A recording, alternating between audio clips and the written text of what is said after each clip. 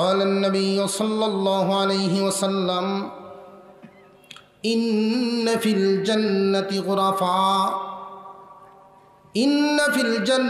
غرفا يرى ظاهرها من باطنها وباطنها من ظاهرها أعدها الله لمن أطعم الطعام وأفشى السلام وصلى بالليل والناس নিয়াম।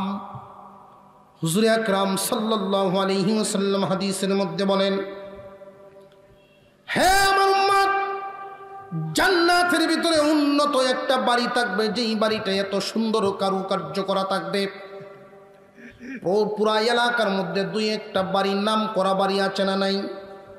প্রত্যেকটা এলাকার মধ্যে নামি দামি সুন্দর কারুকার্যের ব্যয়বহুল খরচ করে বাড়ি করা হয়েছে, এমন দু চারটা বাড়ি আছে না নাই? জান্নাতের ভিতরে উন্নত মানের একটা বাড়ি থাকবে। আল্লাহর পয়গম্বর বলেন, এই বাড়িটা হবে এমন, ভিতর থেকে বাহির দেখা যাবে, বাহির থেকে ভিতর দেখা যাবে। এই বাড়িটার সামনে একটা হাউস থাকবে। হাউসের পারে যখন জান্নাতি বান্দা বসবে, হাউজের তলদেশ পর্যন্ত দেখা যাবে মাছ দৌড়াদৌড়ি করতে থাকবে। এই মাছেরা এসে যখন জান্নাতি বান্দাকে সালাম দিবে, সালাম দিয়া জিজ্ঞাসা করবে, আপনি কি আমাকে খাবেন নাকি?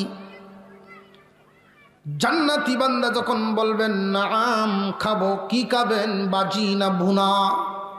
আল্লাহু আকবার বলেন। বাজি খাইবেন না ভুনা খাবেন? সেই দিন যদি আমরা বলি বাজি খাবো, বাজি হয়ে হাজির, বুনা খাইলে বুনা হয়ে হাজির। খানা খায়া যখন মাছটা ছেড়ে দিবেন, এই মাছটা আবার গোশতে পরিণত হইয়া সালাম দিয়া পানিতে নেমে যাবে। এই বিল্ডিংটা যে করা হলো, একটা ইট থাকবে স্বর্ণের, আর একটা ইট থাকবে রূপার।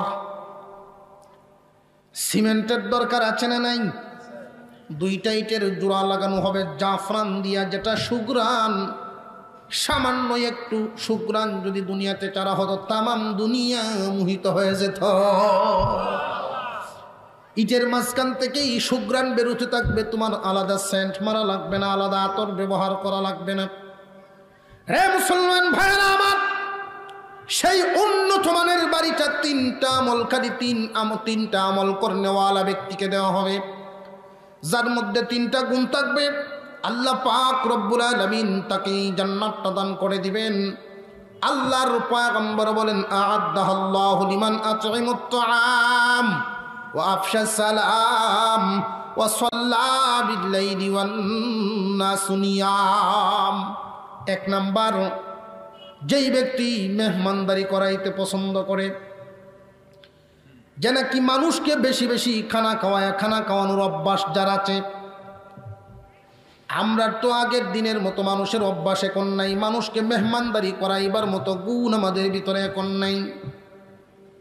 এখন যদি ভাগ্নায় ফোন করে, মামা গো আমি আসতাম চাই, আইস না, তোর মামি শরীর ভালো না। ঠিক না বেটি? সাবধান সাবধান, মেহমান আসলে তোমরা রাগ করবা না। কেন জানো নি? আল্লাহর পয়গম্বর বলেন, তুমি তো দেখতেছো একজন মেহমান তোমার বাড়িতে আসতেছে, কিন্তু এই মেহমানের সাথে একজন ফেরেশতা আছে, এটা তো তুমি দেখো না। একজন মেহমানের সাথে একজন ফেরেশতা, এই ফেরেশতা কিন্তু তোমার বাড়িতে খানা খাবে না, তোমার বাড়িতে পানি পান করবে না, তোমার বাড়িতে বিছানা গ্রহণ করবে না। মেহমান থাকবে যতদিন, ওই ফেরেশতা তোমার বাড়ির সামনে বসা থাকবে ততদিন। ফেরেশতার কাজ কি জানো নি? তোমার জন্য শুধু আল্লাহর কাছে দরখাস্ত করা, দোয়া করা। ওই ফেরেশতা আল্লাহর দরবারে দোয়া করতে থাকবে। তোমার যদি অভাব থাকবে, অভাব দূর করার জন্য দোয়া করা হবে। তোমার যদি অসুস্থতা থাকে, অসুস্থতা দূর করার জন্য আল্লাহর কাছে দোয়া করা হবে। এই জন্য আল্লাহর নবী বলেন, সাহাবীরা বেশি বেশি করে খানা খাওয়াও। ওই জান্নাতের মালিক হইতে চাইলে আ'আদ্দাহাল্লাহু লিমান আত'আমাত তা'আম, আল্লাহ তো ওই জান্নাতটা তাকেই দিবেন যে বেশি বেশি খানা খাওয়ায়। খানা খাওয়ানোওয়ালা অভ্যাস করা, খানা খাওয়ানোর অভ্যাস করা, বেশি বেশি করে। মানুষকে খানা খাওয়ানোর জন্য খরচের প্রয়োজন নাই, খুব ভালো করে বোঝেন। আল্লাহর রাসূলকে প্রশ্ন করা হলো, হুজুর আমাদের মধ্যে অনেকেরই তো সামর্থ্য নাই, অনেক আইটেম করে, অনেক পদ করে মেহমানদারি করার। আল্লাহর পয়গম্বর বলেন মেহমানদারি করলে খরচের দরকার নাই, মন তৈরি করার দরকার, মন তৈরি করা দরকার। কোন মেহমান কারোর বাড়িতে এসেই সারা জীবন থাকার জন্য আসে না, একটু ভালো আচরণ পাওয়ার জন্য আসে। তোমার বাড়িতে একজন মানুষ আসলো, উত্তম খানা দিতে না পারলে তুমি যা খাও তা তারে খাওয়াও। এতটুকু যদি না পারো এক গ্লাস পানি দিয়াও, যদি আল্লাহকে খুশি করার জন্য এক গ্লাস পানিও দাও, তবু মেহমানদারি আদায় হইয়া যায়। তাহলে মেহমানদারি করলে টাকা খরচ বেশি প্রয়োজন নাকি মন তৈরি করা বেশি প্রয়োজন? মন তৈরি করা বেশি প্রয়োজন। মনটা আগে তৈরি করবেন, মেহমানদারি করাইবার মতো অভ্যাস তৈরি করা।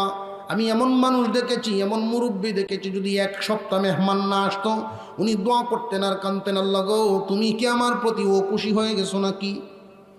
আল্লাহ তুমি কি আমার প্রতি নারাজ নাকি? আমার মেহমান নেই কেন?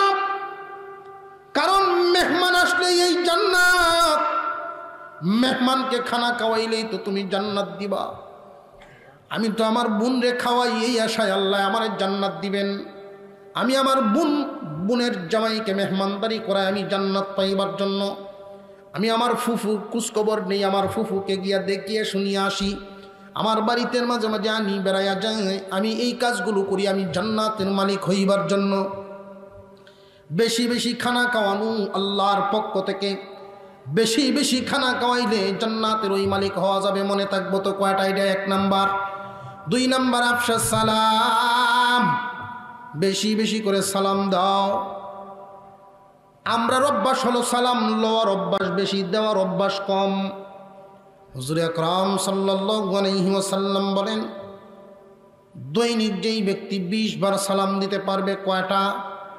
মাত্র 20টা সালাম যেই ব্যক্তি দৈনিক দিতে পারবে, রাতে অথবা দিনে যদি লোকটা মারা যায়, শহীদের সওয়াব দিয়ে আল্লাহ হাসরে উঠাইবে। মাত্র 20টা সালাম হাতে গনে গনে দিবেন। 20টা সালাম যিনি সালাম দেন তার জন্য 2টা লাভ। 1 নাম্বার লাভ হলো সালাম দিলে নেকি বেশি। 2 নাম্বার দিলটাকে আল্লাহ পাক অহংকার মুক্ত বানায়া দেয়। যে বেশি সালাম দেয় তার অহংকার থাকে না। লওয়ার চাইতে সালাম দেওয়ার লাভ বেশি। আবু বকর সিদ্দিক রাদিয়াল্লাহু তাআলা আনহু বলেন, হে দুনিয়াবাসী, তোমরা জানো না আমার নবীর অভ্যাস কেমন ছিল? আমরা দূর থেকে চেষ্টা করতাম সালাম দেওয়ার জন্য, কিন্তু রাসূল আগেই দিয়ে দিতেন। এই দামি মানুষের অভ্যাস ছিল এমন, তাহলে আমাদের অভ্যাস এমন হওয়ার দরকার আছে না নাই? বেশি করে সালাম দিবেন। এই সালাম কাছের মানুষদেরকে আগে দিবেন। স্বামী স্ত্রীকে দিবেন, স্ত্রী স্বামীকে দিবেন, সন্তানাদি বাবাকে দিবেন, বাবা সন্তানদেরকে দিবেন।